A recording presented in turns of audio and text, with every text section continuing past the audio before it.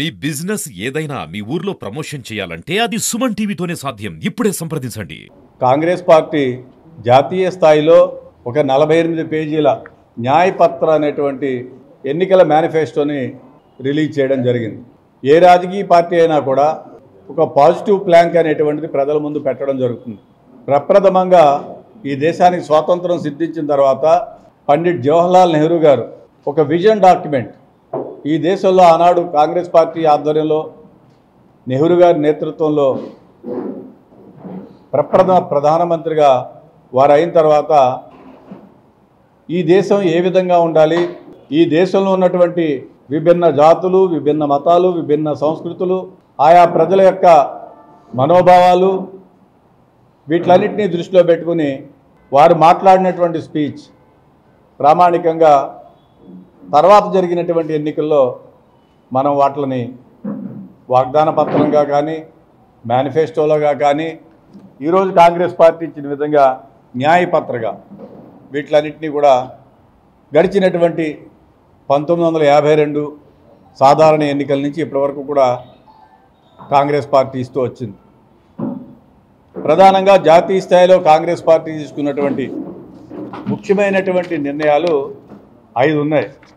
ఈ 5ంటికి సంబంధించినటువంటి అంశాలు మనం నిగూఢంగా పరిశీలించినప్పుడు సమాజంలో ఉన్నటువంటి తారతమ్యాలు ఏవైతే ఉన్నాయో వాటిలన్నింటినీ కూడా రూపుమాపి సమాజంలో ఉన్నటువంటి అన్ని వర్గాలకి కూడా ఒక లెవెల్ ప్లేయింగ్ ఇతర ఉన్నతమైనటువంటి వర్గాలతోటి కలిసి ఉండే విధంగా జీవన ప్రమాణాలు పెంచే విధంగా కాంగ్రెస్ పార్టీ తీసుకున్నటువంటి ఈ ప్రధానమైనటువంటి నిర్ణయాలు ఒక 5 ఉన్నాయి.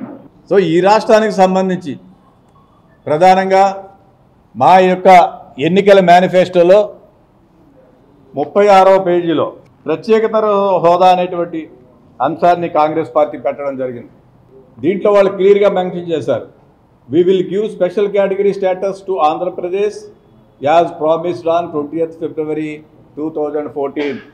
ఆనాడు ప్రభుత్వం కాంగ్రెస్ ప్రభుత్వం యూపీఏ ప్రభుత్వం ఇచ్చిన విధంగా ఈ రాష్ట్రానికి ప్రత్యేకతర హోదా ఇస్తానని చెప్పి ఇవ్వడం జరిగింది. సో ఇంత డీటెయిల్డ్గా సమాజంలో ఉన్నటువంటి అన్ని వర్గాల ప్రజలకి సంబంధించినటువంటి విషయాలన్నిటి మీద కూడా కాంగ్రెస్ పార్టీ ఒక డీటెయిల్డ్ డాక్యుమెంట్ని ఒక న్యాయపత్ర ఇవన్నీ హక్కుగా న్యాయంగా ప్రజలకు జరగవలసిందన్నీ కూడా కాంగ్రెస్ పార్టీ పొందుపరిచింది. భారతీయ జనతా పార్టీ 10 సంవత్సరాలు ఈ దేశాన్ని పరిపాలన చేసినటువంటి పార్టీ ఎన్నికల మేనిఫెస్టోను కూడా ఇప్పటివరకు ప్రజల ముందు పెట్టలేకపోయారు. వాళ్ళ ఎజెండా ఒకటే, ఒక దేశం ఒక పార్టీ ఒక నాయకుడు, ఒక దేశం ఒక పార్టీ ఒక నాయకుడు, ఏకస్వామ్యం అయిపోయినటువంటి పరిస్థితి. నరేంద్ర మోడీ గారు ఏది చెప్తే అదే. కొత్తగా ఈ మధ్యన మొదలుపెట్టారు, ప్రధానమంత్రి కాదు నరేంద్ర మోడీ కా guarantee, nothing like Narendra Modi, men may come and men may go, institutions are remain same. ఈ దేశంలో ఎంతోమంది ప్రధానమంత్రులు పనిచేశారు, ఏనాడు కూడా ఈ విధంగా పనిచేసినటువంటి ప్రధానమంత్రిని ఎవరు చూడలేదు. నెహ్రూ గారు పనిచేశారు, ఈవెన్ అపోజిషన్ పార్టీలో కూడా కొంతమంది పనిచేశారు. ప్రజాస్వామ్యంలో అన్ని వర్గాలని కలుపుకుని పనిచేశారు.